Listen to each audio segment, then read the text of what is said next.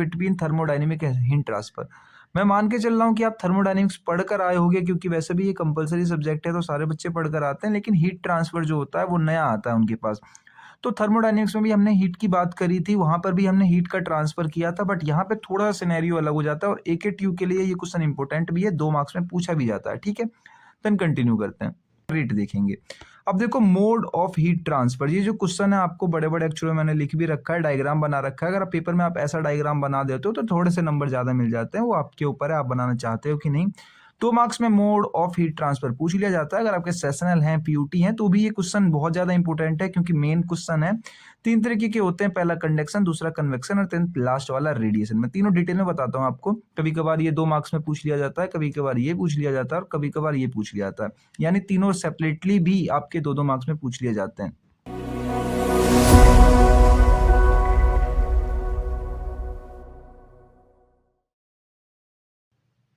नमस्कार दोस्तों, आप सभी का एक बार फिर से स्वागत है आपके अपने चैनल मैक AKTU के ऊपर, जहां पर मेरी सब्जेक्ट सीरीज चल रही थी और आज मैं एक नया सब्जेक्ट लेकर आया हूं, that is nothing but heat and mass transfer. अगर आप बीटेक के 5th सेमेस्टर में हो तो आपके पास ये सब्जेक्ट आने वाला है, और अगर आप पेपर टाइप में ही देख रहे हो तब तो ये बहुत ज़्यादा ही आप लोगों के लिए इंपॉर्टेंट होने वाला है, क्योंकि सब्जेक्ट कोड इसका लेटेस्ट है, यानी BME 501। पहले KME की सीरीज चला करती थी, अब काफ़ी हद तक सिलेबस भी चेंज हो गया है। और आज जो मैं लेकर आया हूँ that is unit number 1। HMT भी कहते हैं इस सब्जेक्ट को, HMT के नाम से भी ये सब्जेक्ट फेमस है। तो HMT की यूनिट नंबर 1, और यूनिट नंबर 1 का ये पार्ट नंबर 1 होने वाला है। लेंथ देख के आपको पता चल ही गया होगा वीडियो की। और ये बिल्कुल न्यू सब्जेक्ट है जो मैं शुरू करने जा रहा हूँ। इससे पहले मैंने ये सब्जेक्ट इस चैनल पे नहीं पढ़ाया है, तो ये चैनल पे भी नया है, और एज वेल एज आप लोग भी सब्जेक्ट को पहली बार ही पढ़ने जा रहे हो। तो हम दोनों के लिए जो ये सब्जेक्ट है पहली बार गो थ्रू कर रहे हैं। हालांकि मैंने पहले पढ़ा था इस सब्जेक्ट को, बट पढ़ा पहली बार रहा हूँ। तो मेरे यूट्यूब चैनल का नाम है मैक AKTU, जहाँ पर आपको फ्री लेक्चर्स मिल जाते हैं, और इन लेक्चरों की PDF अगर आपको चाहिए, इन लेक्चर की PDF चाहिए, तो उसके लिए आपको टेलीग्राम ज्वाइन करना पड़ेगा। टेलीग्राम का जो चैनल है वो उसका भी सेम ही नाम है मैक AKTU। अगर आप ये भी सर्च करोगे तो भी टेलीग्राम मिल जाएगा, और बाद बाकी मैंने लिंक जो है डिस्क्रिप्शन में भी लगा रखी है। तो आज हम लोग क्या क्या कवर करने वाले हैं मैंने वो लिख रखा है। तो आज हम लोग बेसिकली 3 पॉइंट पे कवर करेंगे। आपको पता चलेगा कि हीट मास ट्रांसफर जो सब्जेक्ट है वो हमारे सिलेबस में है क्यों और आया क्यों है। तो सबसे पहले आपको हीट ट्रांसफर क्या होता है ये पता चलने वाला है। देन दूसरा जो टॉपिक हम कवर करने वाले हैं कि आप थर्मोडायनेमिक्स पढ़कर आए होगे, तो उसके और हीट ट्रांसफर के बीच में क्या डिफरेंस होता है आपको आइडिया लगेगा। और साथ ही साथ में ये वाला जो क्वेश्चन है, ये क्वेश्चन 2 मार्क्स में इंपॉर्टेंट भी है, AKTU में भी पूछ लिया जाता है। एज वेल एज जो थर्ड टॉपिक हम सबसे लास्ट में पढ़ेंगे कि मोड ऑफ हीट ट्रांसफर, और ये वाला भी AKTU के अंदर 2 मार्क्स में पूछ लिया जाता है। तो दो तो इंपॉर्टेंट क्वेश्चन हो जाएंगे आप लोगों के लिए, और थोड़ा सा आइडिया लग जाएगा कि हम सब्जेक्ट के अंदर क्या क्या डील करने वाले हैं। अब देखो यूनिट 1 का सिलेबस है, अगर आप चाहो तो AKTU की साइट से जाके लेटेस्ट सिलेबस मैच भी कर सकते हो, ये वही सिलेबस होने वाला है। तो देखो इंट्रोडक्शन का हीट ट्रांसफर क्या होता है, और थर्मोडायनेमिक्स और हीट ट्रांसफर में क्या डिफरेंस होता है, वो दोनों कैसे अलग होते हैं एक दूसरे से, और साथ ही साथ में कंडक्शन, कन्वेक्शन एंड रेडिएशन, ये 3 मोड होते हैं जो कि सिलेबस के अंदर भी है। तो ये सिलेबस 2 पार्ट में डिवाइड है। पहला तो है कि आपको बिल्कुल इंट्रोडक्शन ही मिलने वाला हीट ट्रांसफर के बारे में, और दूसरा है कि आप 1 डायमेंशनल हीट कंडक्शन शुरू कर चुके होंगे, जिसके अंदर स्टेडी स्टेट के अंदर, ठीक है, अनस्टेडी स्टेट के अंदर नहीं, स्टेडी स्टेट के अंदर आप 1 डायमेंशनल हीट कंडक्शन पढ़ना शुरू कर चुके होंगे। तो जब मैं लेक्चर आगे फर्दर अपलोड करूंगा तो मैं आपको डिटेल से बताऊंगा इन सारे टॉपिकों के बारे में। फिलहाल आज हम 3 टॉपिक लेके पढ़ने वाले हैं। सबसे पहला टॉपिक है डेट इज हमारा कि हीट एनर्जी, मतलब हीट क्या होता है। हीट ट्रांसफर में पहले आपको हीट पढ़ना है, देन ट्रांसफर पढ़ना है। तो देखो हीट क्या होता है, एक तरीके का रास्ता होता है एनर्जी को ट्रांसफर करने का टेम्परेचर डिफरेंस की हेल्प से, ठीक है। तो अब देखो ये जो टेम्परेचर डिफरेंस होता है हमारा, उसमें जो हमारी हीट जो होती है उसका फ्लो का डायरेक्शन क्या होता है, तो जिधर कम होता है टेम्परेचर, जिसका टेम्परेचर कम होता है उस तरफ हीट जाती है।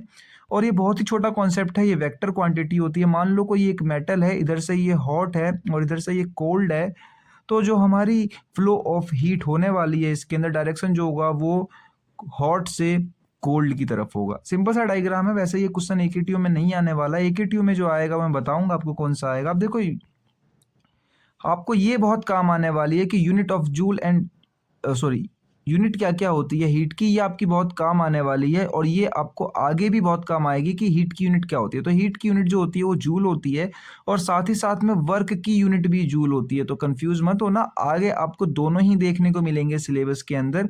तो देखो जो अब वर्क क्या होता है, एक तरीके का मैंने डेफिनेशन लिख रखा है, आपको एक लाइन डेफिनेशन में देख के समझ में आ जाएगा कि वर्क क्या होता है। वर्क कुछ नहीं होता, आपने ट्रांसफर करी एनर्जी को इन टर्म ऑफ मैकेनिकल जैसे कि फोर्स या डिस्प्लेसमेंट, और हीट क्या होता है कि आपने ट्रांसफर तो करी एनर्जी लेकिन टर्म मैकेनिकल की यूज नहीं हुई, ठीक है, सिर्फ टेम्परेचर टेम्परेचर यूज हुई तो डेट इज हीट। अगर आपने मैकेनिकल टर्म भी यूज कर ली तो वो वर्क हो जाती है, ठीक है। फॉर्मूले दोनों के अलग है, हालांकि मेजर दोनों को जूल में ही किया जाता है। अब देखो difference between thermodynamic and heat transfer. मैं मान के चल रहा हूँ कि आप थर्मोडायनेमिक्स पढ़कर आए होंगे क्योंकि वैसे भी ये कंपलसरी सब्जेक्ट है तो सारे बच्चे पढ़कर आते हैं, लेकिन हीट ट्रांसफर जो होता है वो नया आता है उनके पास। तो थर्मोडायनेमिक्स में भी हमने हीट की बात करी थी, वहां पर भी हमने हीट का ट्रांसफर किया था, बट यहाँ पे थोड़ा सा सिनेरियो अलग हो जाता है और एक ट्यूब के लिए ये क्वेश्चन इंपॉर्टेंट भी है, 2 मार्क्स में पूछा भी जाता है, ठीक है। देन कंटिन्यू करते हैं। देखो थर्मोडायनेमिक जो होती है इसमें हम लोग अभी तक पढ़ रहे थे कि कितना हीट हमें चाहिए एक सिस्टम से दूसरे सिस्टम में ले जाने के लिए, ठीक है। हम क्वांटिटी ऑफ हीट पढ़ रहे थे, ठीक है, क्वांटिटी ऑफ हीट जिसको हम मेजर कर रहे थे जूल के अंदर। लेकिन अब हीट ट्रांसफर में जो हम पढ़ने वाले हैं डेट इज हम ये पढ़ेंगे कि कितनी तेज हमको हीट चाहिए, कि क्या रेट ऑफ हीट ट्रांसफर, कितनी तेज हीट वहां से ट्रांसफर हो रहा है और कितना चाहिए किसी मटेरियल को हीट करने के लिए, ठीक है। मतलब हम यहाँ पर अब उसकी क्वांटिटी मेजर नहीं करेंगे, उसका रेट मेजर करने वाले हैं। तो इसका जो हीट का जो यहाँ पर आपकी यूनिट रहने वाली that is joule per second, यानी कि हम सेकेंड के हिसाब से देख रहे हैं कि कितनी तेज हीट ट्रांसफर हो रहा है। पहले हम क्वांटिटी देखते थे, हम उसका रेट देखेंगे। अब देखो मोड ऑफ हीट ट्रांसफर, ये जो क्वेश्चन है आपको बड़े बड़े अक्षरों में मैंने लिख भी रखा है, डायग्राम बना रखा है। अगर आप पेपर में आप ऐसा डायग्राम बना देते हो तो थोड़े से नंबर ज्यादा मिल जाते हैं, वो आपके ऊपर है आप बनाना चाहते हो कि नहीं। 2 मार्क्स में मोड ऑफ हीट ट्रांसफर पूछ लिया जाता है। अगर आपके सेशनल हैं पीयूटी हैं तो भी ये क्वेश्चन बहुत ज्यादा इंपॉर्टेंट है क्योंकि मेन क्वेश्चन है। 3 तरीके के होते हैं, पहला कंडक्शन, दूसरा कन्वेक्शन और लास्ट वाला रेडिएशन। मैं तीनों डिटेल में बताता हूँ आपको। कभी कभार ये 2 मार्क्स में पूछ लिया जाता है, कभी कभार ये पूछ लिया जाता है और कभी कभार ये पूछ लिया जाता है, यानी तीनों सेपरेटली भी आपके 2-2 मार्क्स में पूछ लिए जाते हैं, ठीक है। ये तीनों क्वेश्चन आपके सेपरेटली भी 2-2 मार्क्स में पूछे जाते हैं, नहीं तो मोड ऑफ हीट ट्रांसफर भी 2 मार्क्स में पूछ लिया जाता है। अब देखो मेन पॉइंट ये है कि इन सारे जितने भी मोड मैंने लिखे हैं, तीनों के तीनों मोड के खुद के अपने लॉ होते हैं जो किसी ना किसी लॉ पर काम करते हैं, अकर करते हैं।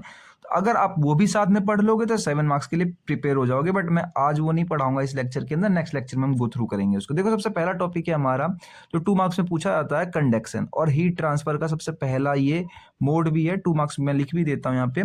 अब देखो कंडक्शन क्या होता है। कंडक्शन एक तरीके से ट्रांसफर करते हैं हम एनर्जी को किसी एक एनर्जी पार्टिकल से किसी दूसरे कम एनर्जी पार्टिकल के पास। जैसे एक डायग्राम में लेकर आया हूं, जैसे मान लो ये एक मेटल की रोड है, ठीक है। मेटल की रोड को हम एक तरफ से हीट कर रहे हैं, हीट अप कर रहे हैं, तो कुछ देर बाद आप देखोगे कि इसका दूसरा वाला एंड जिसको हम हीट नहीं कर रहे थे वो भी गर्म हो जाएगा। क्यों? क्योंकि इसके अंदर जो फ्लो ऑफ एनर्जी इस तरफ हुई। लेकिन अब कंडक्शन में क्या होता है, ये हुई क्यों? क्योंकि कंडक्शन के कारण एक मॉलिक्यूल ने अपनी एनर्जी दूसरे को दे दी, दूसरे ने तीसरे को दे दी, इसी तरीके से सिस्टमेटिकली एनर्जी हमारी आगे डिस्ट्रीब्यूट होती चली गई। तो इसमें हम क्या करते हैं, किसी एक जिसके पास ज्यादा एनर्जी पार्टिकल था, जिसके पास ज्यादा एनर्जी था, उसने कम एनर्जी वाले को अपनी एनर्जी दे दी, यही होती है कंडक्शन। लेकिन इसमें मेन चीज ये होती है कि कंटेक्ट होना जरूरी है, यानी दोनों मेटलों के बीच में कंटेक्ट होगा तो ही एनर्जी डिस्ट्रीब्यूट हो पाएगी। अब देखो इसके कुछ इंपॉर्टेंट कैरेक्टर्स है जिससे आपको ये पता चल जाएगा कि कंडक्शन सबसे अलग मतलब औरों से अलग क्यों है। तो देखो पहला तो इसमें फिजिकल कंटेक्ट होना चाहिए। दूसरा जो है इसमें कि मैटर जो होते हैं उस एटम के, उसका फ्लो नहीं होता है, नॉट पॉसिबल, यानी एक्चुअल मैटर का जो फ्लो होता है वो पॉसिबल नहीं होता है। यानी हमारे एटम के अंदर इतने मैटर थे तो बाद में भी कंडक्शन होने के बाद भी उतने ही मैटर रहेंगे, ठीक है। उसके बाद ये क्यों होता है? क्योंकि टेम्परेचर डिफरेंस होता है, इसलिए हमारी हीट ट्रांसफर होती है। और ये एक माइक्रोस्कोपिक फिनोमिना है। माइक्रोस्कोपिक यानी कि आप आंख से नहीं देख सकते हो, आपको माइक्रोमीटर या माइक्रो लेवल को चाहिए होगा देखने के लिए, ठीक है। और ये फॉलो नहीं करता है लॉ ऑफ रिफ्लेक्शन। इतना छोटा होता है, इतनी छोटी फिनोमिना होती है, इतने छोटे लेवल पर होती है कि रिफ्लेक्शन को फॉलो नहीं कर पाता। रिफ्लेक्शन क्या होता है कि मान लो किसी सोर्स से कोई लाइट आई, कोई एनर्जी आई, तो वो टकरा के रिफ्लेक्ट कर गई। अब ये इतने छोटे लेवल पर हो रही होती है तो सारा ही एब्जॉर्ब कर लेता है दूसरा पार्टिकल, ठीक है। और ये बहुत ही स्लो प्रोसेस होती है एज कंपेयर टू कन्वेक्शन और एज कंपेयर टू रेडिएशन, ठीक है।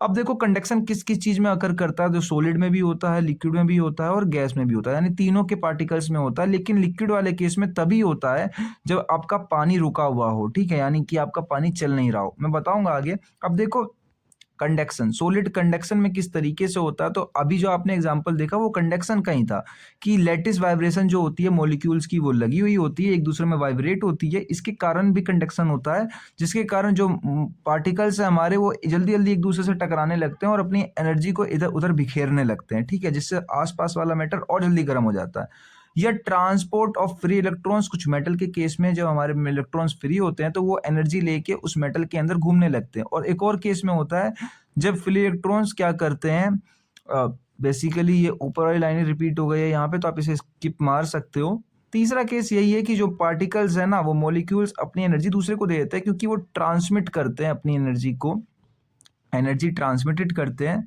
अब कैसे करते हैं, देखो जैसे कि ये मॉलिक्यूल्स ऐसे चिपके पड़े होते हैं आपस में, तो ये बिल्कुल पास पास में अपनी अपनी एनर्जी को ट्रांसमिट कर देते हैं जब एक को एनर्जी दी जाती है। मान लो आप इसको दे रहे हो तो ये इसको भी दे देगा, ये इसको भी दे देगा अपनी एनर्जी, तो सिमिलरली ये इसको भी दे देगा अपनी एनर्जी। तो ये बहुत पास में चिपके हुए होते हैं। एक्चुअल डायग्राम ये है, ये समझाने के लिए दिखाया है कि एनर्जी किस तरीके से ट्रांसमिट करी जा रही है। अब देखो liquid in conduction, sorry conduction जो हो रही है वो लिक्विड में किस तरीके से हो रही है, तो लिक्विड के केस में तभी होती है जब आपका पानी जो हो ना वो नो स्लीपिंग कंडीशन में हो, यानी कि रुका हुआ हो, लिक्विड रुका हुआ हो, आपको बहुत एफिशिएंट नहीं होती है, बहुत कम लेवल पर होती है, आप कह लो जीरो के प्रोक्सीमेटी होती है, मतलब बहुत ही ना के बराबर। तो इस केस में हम कंसिडर भी नहीं करते हैं, बट होती है। और होती क्यों है, क्योंकि इंटरमोलिकुलर फोर्स लगती है। अब देखो ऐसे कि एक बकेट है हमारा, बकेट के अंदर पानी भरा हुआ है, तो वैसे भी हिल नहीं रहा है। अब जब हिल नहीं रहा तो हमने ऊपर से उसको एनर्जी दी क्यू अमाउंट में, तो धीरे धीरे नीचे अगर पानी की वेलोसिटी जीरो है तो नीचे वाला पानी भी हीट हो जाएगा, मॉलिक्यूल्स जो है धीरे धीरे आपस में कोलाइड करके।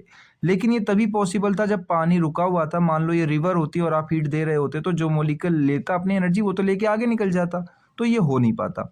अब देन कंडक्शन इन गैसेस, गैसेस के केस में होती है, अच्छी खासी होती है। क्यों होती है, क्योंकि जब एनर्जी किसी मॉलिक्यूल को देते हैं तो आपस में टकराने लगते हैं गैस के पार्टिकल्स, क्योंकि वो दूर दूर होते हैं।